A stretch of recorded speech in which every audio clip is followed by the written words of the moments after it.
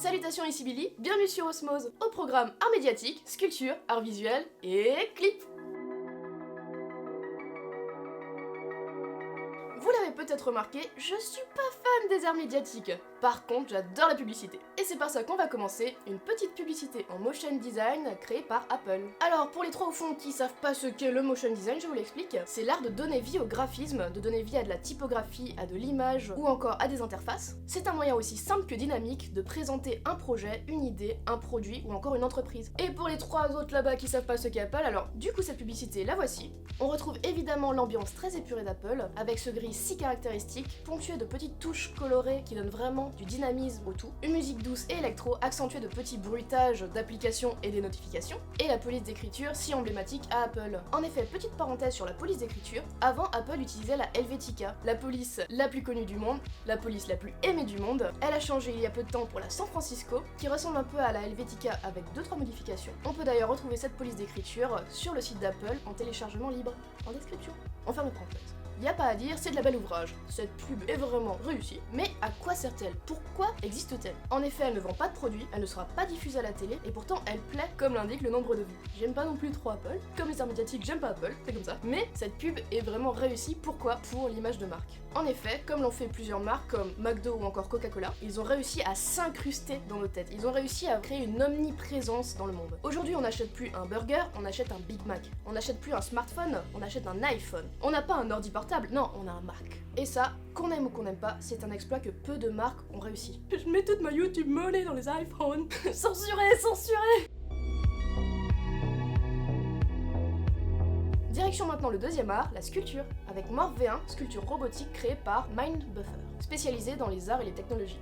Décrite comme une installation interactive, cinétique et modulaire, cette installation est un mélange entre le réel et le virtuel, qui reprend les codes du jeu vidéo pour faire passer la 2D à la 3D. C'est un bel objet qui respire, qu'on peut toucher, qu'on peut caresser sensuellement, doucement. Je m'égare. Cette installation me fait penser à Functionid, un coussin robotique qui semble respirer et vous suivre, et serait pensé pour contrer la solitude. Le problème cependant qu'on peut constater dans Morph 1, en allant sur leur site, on remarque qu'ils proposent une commission pour participer à des événements interactifs ou audiovisuels. Ce qui confère du coup à l'objet une valeur d'accessoire, de décor, plus comme une œuvre d'art interactive ou encore une prise de conscience entre la robotique et l'humain. Mais bon, l'argent c'est important.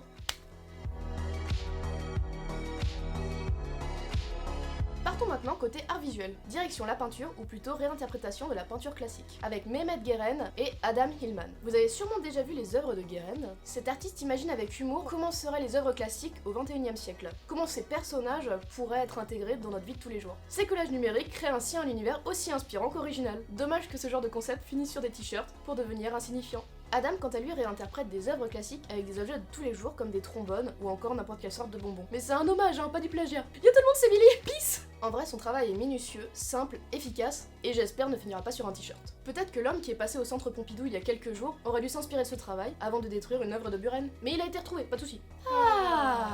Restons dans les arts visuels côté street art maintenant. Je vous présente le travail de Vile, ou Ville, artiste qui touche aussi bien au tatouage, au fusain, à l'aquarelle et même à l'animation. Mais c'est le street art qui nous intéresse aujourd'hui avec son jeu de perspective fabuleux qui joue avec la grandeur et la profondeur de l'espace et c'est vraiment très satisfaisant à regarder. Ça m'a beaucoup fait penser aux anamorphoses de Georges Rousse. Mais dis donc Billy, c'est quoi une anamorphose? C'est une très bonne question Gilbert. Une anamorphose est une illusion d'optique qui joue avec la perspective et la déformation, parfois avec des miroirs, parfois avec des bâtiments, qui brisent les frontières entre le réel et le fictif. Dans les années 80, Georges Rousse joue déjà avec cette perspective en créant des formes géométriques immenses dans des lieux abandonnés. Notons que ce type d'œuvre est réellement visible qu'à un seul point de l'espace.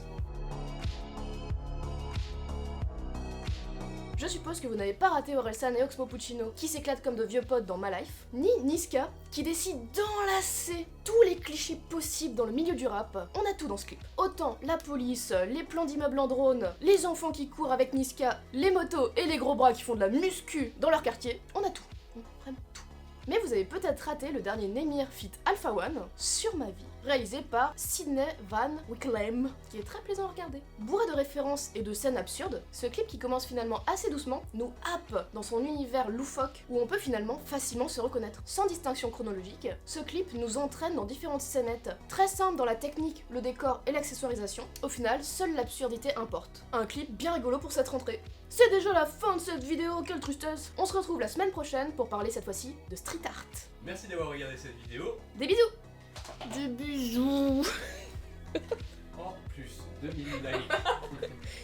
Abonne-toi, gentille personne, s'il te plaît.